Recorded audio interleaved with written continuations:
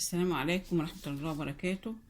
النهاردة هنعيد تجديد المقشة بتاعتنا المستعملة.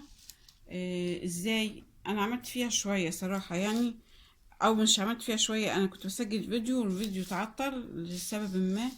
هنجيب مشط زي ده كده، يكون اي مشط قديم مركون، ونبتدي نسرح شعر المقشة بحيث ان هي تفك من اللعبكة اللي هي فيها، زي ما احنا شايفين كده. بالطريقة دي نبتدي نفكها واحدة واحدة، الشعر هيفرد معانا وهتبقى كأنها لسه جديدة من ناحيتين طبعا، على قد ما نقدر، علشان تبقى تكنس معانا حلو وتنظف معانا اما نيجي نكنس يعني في السجادة او اي حاجة في البيت، تبقى بتدي نتيجة كويسة بالطريقة دي. وبعد ما اعملها وافكها خالص هجيب ستيكر. ده مش ضروري، بس يعني اجدد شكلها. الايد بتاعتها كان عليها لزقة بسيطة شلتها مقطعة، وبعدين الستيكر ده موجود عندي اصلا، عملت فيه فيديوهات قبل كده كتير، فموجود، اما اعمل بيه يعني مش مشكلة. لكن اشتري حاجة مخصوص عشان كده لا، مش لازم. وقصيت على قد الايد، وهخلع الراس المقشة بالشكل ده كده، وابتدي الزق كده الستيكر عليها، بحيث ان انا اجدد شكلها وتبقى شكلها حلو كده كأنها جديدة بالظبط بالطريقة دي. فهفك اللزق وهعمله وهنشوف مع بعض. اديني فكيت جزء من اللزق كده عشان اثبته على ايدي المقشة ويمسك معايا. هنعمل كده بالشكل ده، نجيب كده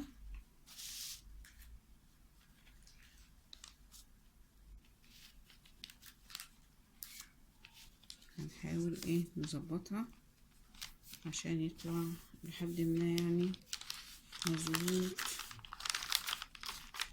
معانا كده.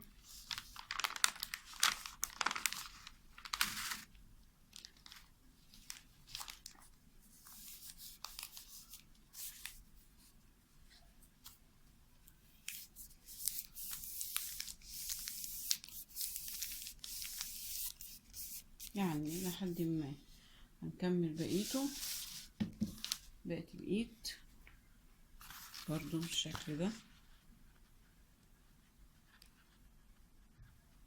الجزء الاولاني ده عبال ما بطلع اللزق بياخد وقت، عشان كده انا بعمله كده بالشكل ده.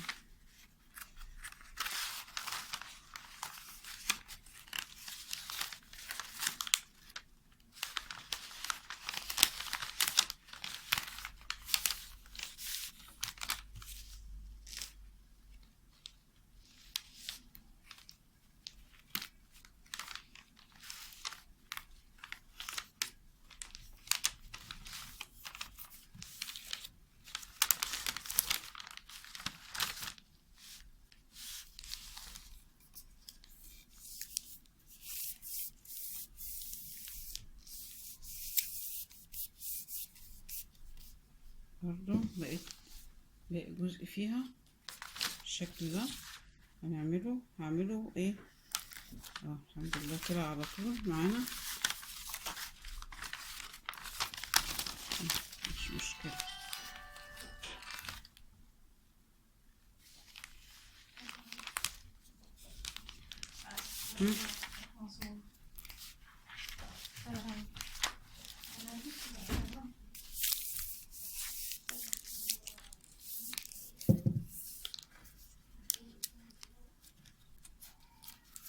بالشكل ده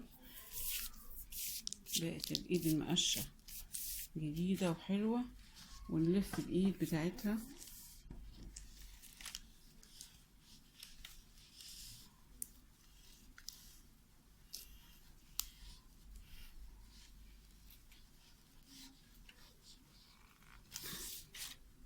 بقت مقشتنا جديدة، شكلها حلو.